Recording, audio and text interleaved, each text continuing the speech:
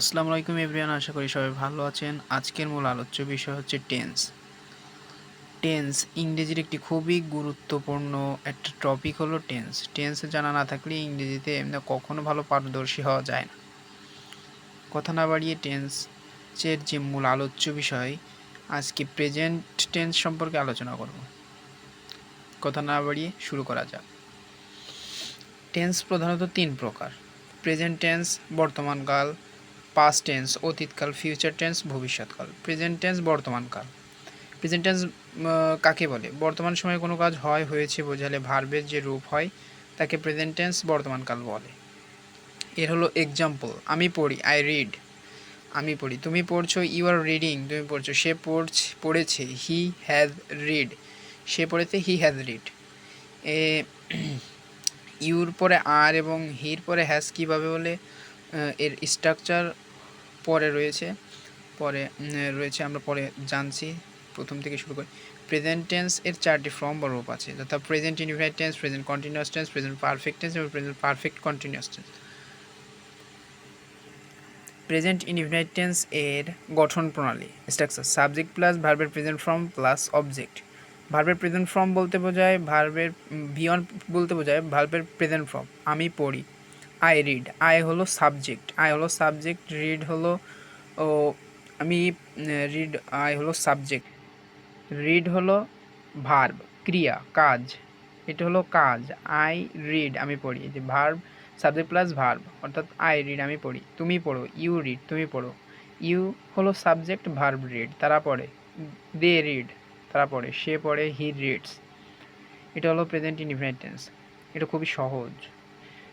Present continuous টেন্সের গঠন প্রণালী, structure: subject plus am is are plus verb plus ING plus object. এর স্ট্রাকচার হলো subject plus am is are plus verb plus ING plus object. Present continuous tense গঠন করতে হলে এই স্ট্রাকচার অবশ্যই ফলো করা প্রয়োজন। এক্সাম্পল কটা উদাহরণ বলি। আমি পড়ছি, আই অ্যাম রিডিং, আমি পড়ছি, I am reading. I am reading কীভাবে হলো? সাবজেক্ট হলো I, am is are, subject অনুসারে অ্যামিজার বসবে, আয়ের পরে অ্যাম বসে, আই অ্যাম রিড। রিড হলো ভার্ব রিড বসেছে এবং আইএনজি, ভার্বের সাথে আইএনজি যোগ হবে, রিডিং। তাহলে হচ্ছে যে আমি পড়ছি, আই অ্যাম রিডিং।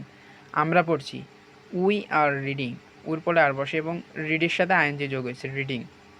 তুমি পড়ছো, ইউ আর রিডিং, তুমি পড়ছো, ইউ আর রিডিং, ইউর পরে আর রিডের সাথে আইএনজি যোগ হয়েছে। সে পড়ছে, হি ইজ রিড।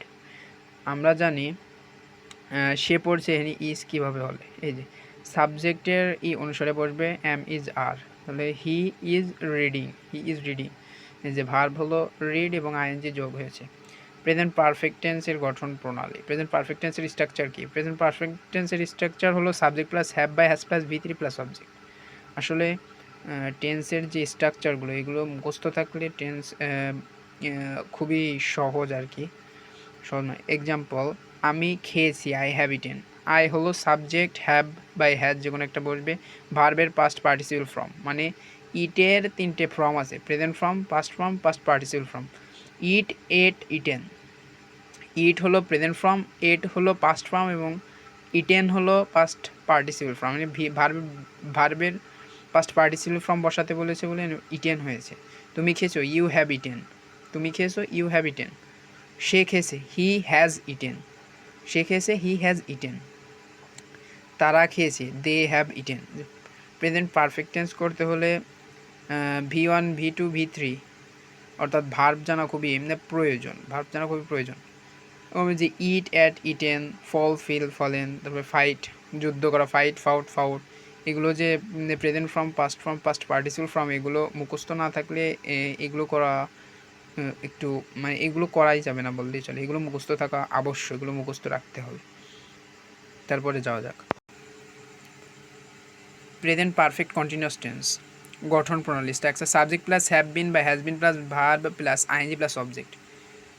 এটা হলো প্রেজেন্ট পারফেক্ট কন্টিনিউয়াস টেন্সের স্ট্রাকচার। তাহলে এক্সাম্পল দেখা যাক, 5 দিন যাবৎ বৃষ্টি হচ্ছে। এখানে 5 দিন যাবৎ বৃষ্টি হচ্ছে, তাহলে এই স্ট্রাকচারটা ফলো করি আমরা। It has been raining for 5 days, it has been raining for 5 days। মানে এখানে 5 দিন যাবৎ বৃষ্টি হচ্ছে। তাহলে সাবজেক্ট কি? সাবজেক্ট হলো ইট, এখানে ইট সাবজেক্ট ধরতে হবে। Have been by has been, যে কোনো একটা বসবে। ইটের পর সবসময় হ্যাজ বিন বসে, ইট হ্যাজ বিন। ভার্ব হলো কি? ভার্ব হলো বৃষ্টি হওয়া। বৃষ্টি হলো, তাহলে রেইন। ভার্বের সাথে আইএনজি যোগ করতে বলছে, রেইন আইএনজি যোগ করতে বলছে, আইএনজি ভার্ব, তাহলে রেইনি। একটা অবজেক্ট বলতে বাদ বাকি যা থাকবে তাই বসিয়ে দেবে। ফর 5 ইয়ার্স, ফর বসারও কারণ আছে, ওটা গ্রামার আর্টিকেল। তারপরে দেখি, আমি এই স্কুলে 5 বছর যাবৎ পড়ছি। I have been reading in this school for 5 years. না, আমি এই স্কুলে 5 বছর যাবৎ পড়ছি। আই হলো সাবজেক্ট, তারপরে হ্যাভ বিন বসবে, তারপরে হ্যাভ বিন বসে। আই হলো সাবজেক্ট, হ্যাভ বিন বা হ্যাজ বিন, তাহলে ইনি হ্যাভ বিন বসবে। রিডিং, রিড হলো পড়া, এটা হলো ভার্বের সাথে আইনজি যোগ হয়েছে, reading. In this school for 5 years, মানে আমি এই স্কুলে 5 বছর যাবৎ পড়ছি। সকাল থেকে বৃষ্টি হচ্ছে, তাহলে এই জায়গা দেখতে হবে ইটের পর সবসময় হ্যাজ বিন বসে। It has been reading science morning, মানে সকাল থেকে বৃষ্টি হচ্ছে। থেকে বোঝাতে সায়েন্স ব্যবহৃত হয়। আসলে স্ট্রাকচার জানা থাকলে টেন্স গঠন করা কোনো বিষয় না।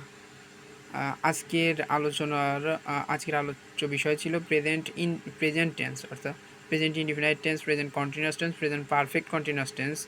আজকের আলোচনা এইটুকু। 3টা ক্লাস থাকবে, present tense, past tense, future tense. আজকের প্রেজেন্ট টেন্সের কাজ শেষ হলে এবং পরের 2 দিন পাস্ট টেন্স এবং ফিউচার টেন্স সম্পর্কে আলোচনা করব। এর টেন্সের মূল বিষয় হচ্ছে স্ট্রাকচার মুখস্থ রাখা এবং ভার্ব মুখস্থ রাখতে হবে। ভার্বের present form, past form, past participle, এগুলো মুখস্থ থাকলে খুবই সহজ। টেন্স জানা না থাকলে ইংরেজিতে কিছু করা যাবে না ভাই, এটা মাথায় রাখতে হবে। তাহলে ভিডিওটি ভালো লাগলে অবশ্যই সাবস্ক্রাইব করবেন চ্যানেলটি এবং লাইক দিয়ে পাশে থাকবেন। আসসালামু আলাইকুম।